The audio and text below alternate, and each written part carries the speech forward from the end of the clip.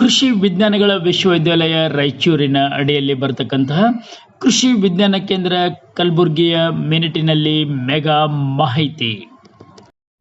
ಈ ಟ್ರೈಕೋಗ್ರಾಮ ಅಂತಕ್ಕಂಥ ಕಣಜವು ಇದು ಅನೇಕ ಬೆಳೆಗಳಿಗೆ ಬಾಧಿಸುವ ಪತಂಗ ಜಾತಿಯ ಕೀಟಗಳಲ್ಲಿ ಪ್ರಮುಖವಾಗಿ ಇರತಕ್ಕಂಥ ಅವುಗಳ ತತ್ತಿ ಹಂತದಲ್ಲೇ ತಿಂದು ನಾಶ ಮಾಡ್ತಕ್ಕಂಥದ್ದು ಇದರಲ್ಲಿ ಶಕ್ತಿ ಇದೆ.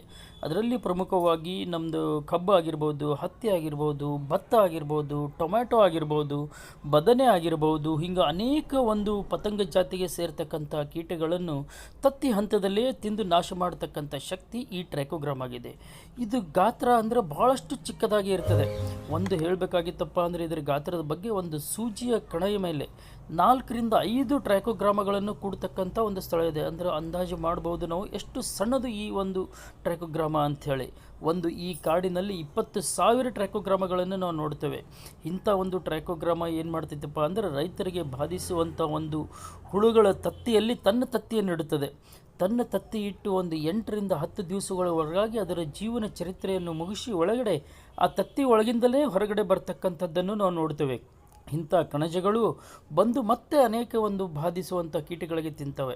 ಈ ಒಂದು 10-20 ಸಾವಿರ ಇರ್ತಕ್ಕಂಥ ಈ ಒಂದು ಕಾರ್ಡ್ಗಳನ್ನು ನಾವು ಹೊಲದಲ್ಲಿ ಅಲ್ಲಲ್ಲಿ ನಾವು ಕಟ್ಟಬೇಕಾಗತ್ತೆ. ಈ ರೀತಿಯಾಗಿ ಕಟ್ಟಿದೆವಪ್ಪ ಅಂತ ಹೇಳಂತಂದರೆ ಟ್ರೈಕೋಗ್ರಾಮ ಹೊರಗಡೆ ಬಂದು ರೈತರಿಗೆ ಬಾಧಿಸುವಂತಹ ಕೀಟಗಳನ್ನು ತತ್ತಿ ಹಂತದಲ್ಲೇ ತಿಂದು ನಾಶ ಮಾಡುತ್ತವೆ. ರೈತರು ಒಂದು ಗಮನದಲ್ಲಿಟ್ಕೋಬೇಕು ಏನಪ್ಪ ಅಂದರೆ ಇದು ಒಂದು ಕಾರ್ಡ್ ಏನಿರುತ್ತದೆ ಇದರಲ್ಲಿ 20,000 ಒಂದು ಟ್ರೈಕೋಗ್ರಾಮಗಳಿರ್ತವೆ. ಇದನ್ನು ನಾವು 12 ತುಕಡಿಗಳಾಗಿ ಮಾಡಬೇಕಿದು. ಅಂದ್ರೆ 1 ಎಕರೆಗೆ ನಮಗೆ 5 ಕಾರ್ಡ್ ಬೇಕಾಗ್ತವೆ. 60 ತುಕಡಿಗಳನ್ನು ನಾವು ಮಾಡಬೇಕು. ಈ ತುಕಡಿಗಳನ್ನು ನಾವು ಏನಾಗ್ತದಪ್ಪ ಅಂದರೆ ಎಲೆಗಳ ಕೆಳಭಾಗದಲ್ಲಿ ನಾವು ಸ್ಟೆಪ್ಲರ್ ಮುಖಾಂತರ ಪಿನ್ ಹೊಡೆದರೆ ಹಾಕ್ಬೋದು, ಇಲ್ಲಾಂದರೆ ದಾರ ಕಟ್ಟರೆ ನಾವು ಅಲ್ಲೆಲ್ಲೆಲ್ಲಿ ಹಾಕಬೇಕಾಗ್ತದೆ. ಅಂತಂದರೆ ಪ್ರತಿ 10 ಹೆಜ್ಜೆಗೆ 1 ಕಾರ್ಡ್ಗಳ ತುಕಡಿಯನ್ನು ಹಾಕಬೇಕು.